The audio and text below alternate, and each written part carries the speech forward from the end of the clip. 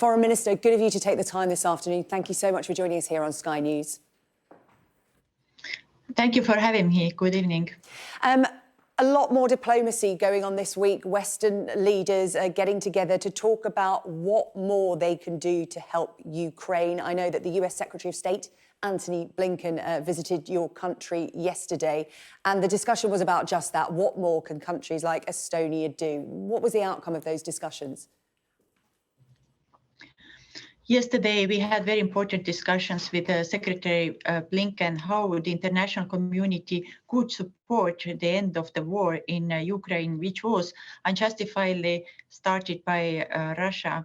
And of course, we must continue to support Ukraine politically, economically, continue to give humanitarian aid to Ukraine, but also defensive means.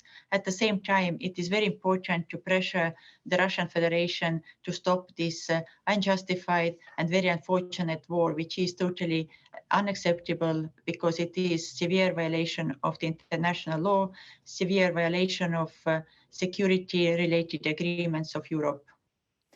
Can you talk to me about, there's a bit of confusion today over supplying jets to Ukraine, which they have asked for, and Poland thought it had come up with a solution. It wanted to send jets to Germany and then they would be sent on to Ukraine. But the United States says that was untenable because it would be perhaps seen as an act of aggression by the West and NATO towards Russia. It's a very sensitive time in what kind of support you do and do not offer to Ukraine. What line do you think there is in what you can offer them? Why can't you offer them jets? It is very important to continue to provide defensive equipment to Ukraine so that they could protect their country. And so far, we have seen that more than 20 countries already have provided defensive equipment to Ukraine. For me, it is very difficult to comment the decisions of other countries.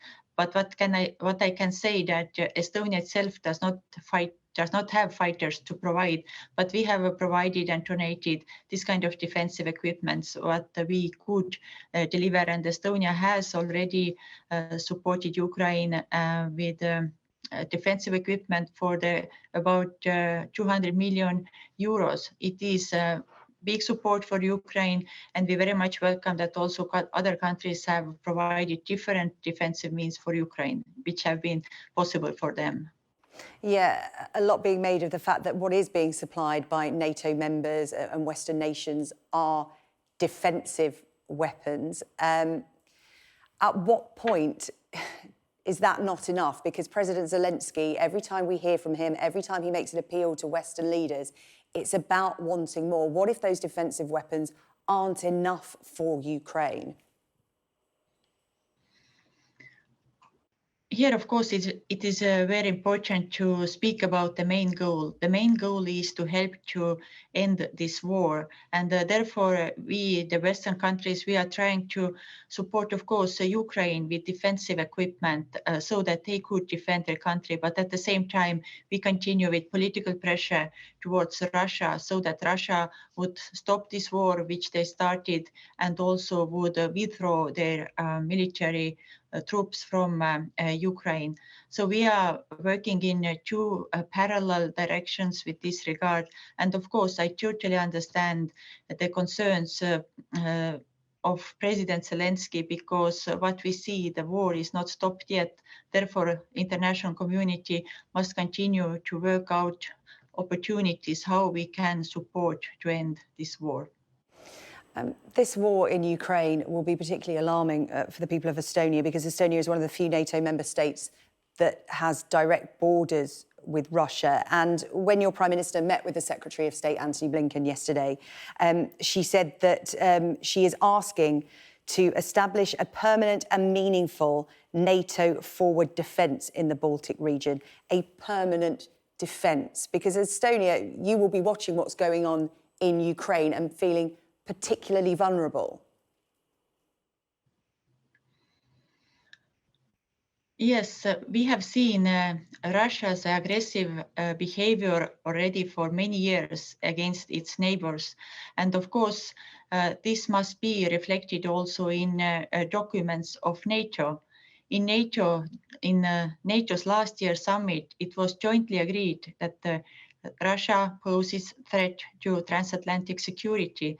Therefore, we started already last year with these decisions that we must continue to strengthen the defense and deterrence posture of NATO. And from our perspective, yes, we need some more permanent solutions how to strengthen the defense posture here in Europe. And we believe that we must have forward defense posture in place for our region. And also we must have better air defense systems in place. So we continue to work towards these solutions within NATO together with our NATO allies. Foreign Minister, I know just a couple of weeks ago you were in Ukraine, you had to cut that visit short, so you've seen the impact of what is happening on the ground in Ukraine, but you have also witnessed over the border in your country the influx of refugees. Perhaps you can talk to us about the numbers you've received so far and what's happening when they get to you, what provisions you have for them, because we talk about shelter and the basics that they need straight away, food and medicine, but they also need jobs. They need somewhere to stay because we don't know how long this is going to last for. What's been the response in Estonia to help them? This is very unfortunate that as of today, we have seen more than 2 million people already have left Ukraine and they are looking for homes in other neighboring countries.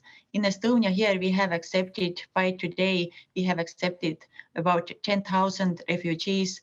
We have 4 refugee centers here in Estonia, which register the refugees and then provide them places to live. Most of them will be staying with their relatives who were already here in Estonia, or friends or co-workers.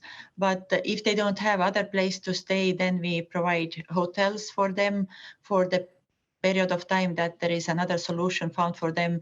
Of course, at the same time, we provide also social security and also medical care, because we also see that about a third of the refugees are children, so they need different kind of support.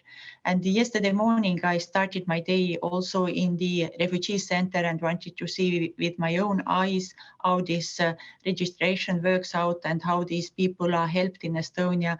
And I can really say that those people who reach here in Estonia, they are warmly welcomed.